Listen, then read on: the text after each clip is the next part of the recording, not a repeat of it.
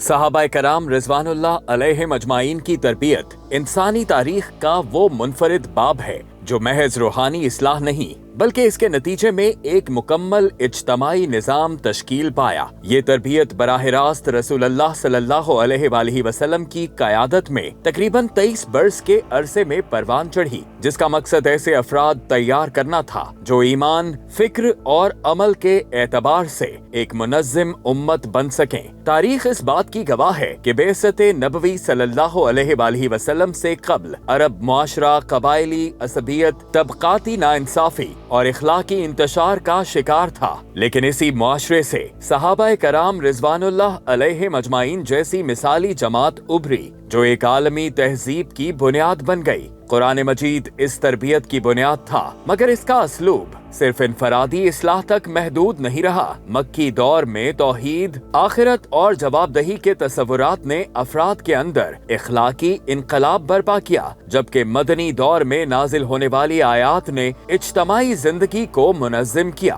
زکوٰۃ، جہاد، عدل، قضاء، معاہدات اور اطاعت امیر جیسے احکامات اس بات کا عملی ثبوت ہیں کہ صحابہ کرام رضوان اللہ علیہم اجمعین کو ایک مکمل اجتماعی نظام کے لیے تیار کیا جا رہا تھا۔ یہی وجہ ہے کہ قرآن مجید بار بار یا ایھا الذین آمنوا کہہ کر جماعت کو مخاطب کرتا ہے، فرد کو نہیں۔ مدینہ منورہ میں اسلامی ریاست کا قیام اس اجتماعی شعور کی عملی شکل تھا۔ میثاق مدینہ ایک تاریخی حقیقت ہے جسے دنیا کا پہلا تحریری آئین کہا جاتا ہے۔ اس معاہدے کے تحت مسلمانوں، یہودیوں اور دیگر قبائل کے حقوق و فرائض طے کیے گئے، جس سے واضح ہوتا ہے کہ افراد کو محض عبادت گزار نہیں بلکہ ذمہ دار شہری بنایا گیا۔ یہ وہ تربیت تھی جس نے انہیں ریاستی نظم، قانون اور اجتماعی مفاد کو سمجھنے کے قابل بنایا۔ جنگوں اور بحرانوں میں بھی صحابہ کرام رضوان اللہ علیہم اجمعین کا اجتماعی شعور نمایاں نظر آتا ہے۔ بدر میں قلیل تعداد کے باوجود نظم و اطاعت، احد میں وقتی لغزش کے بعد اجتماعی احتساب اور خندق میں مشترکہ حکمت عملی اس حقیقت کی گواہی دیتی ہے کہ صحابہ فرد نہیں بلکہ جماعت کی حیثیت سے سوچتے تھے۔ ان مواقع پر نازل ہونے والی قرآنی آیات نے اجتماعی ذمہ داری کے تصور کو مزید پختہ کیا۔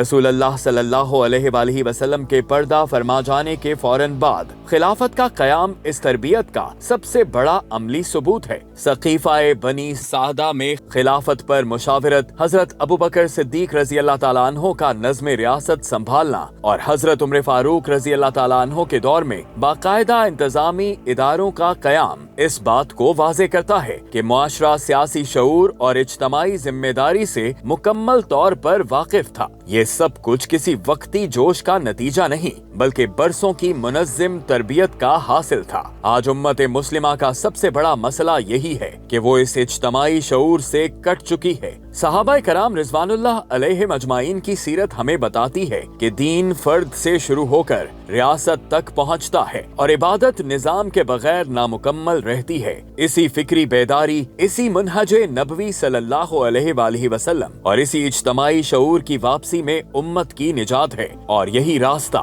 بالآخر دوبارہ نظام خلافت کے احیاء کی طرف لے جاتا ہے۔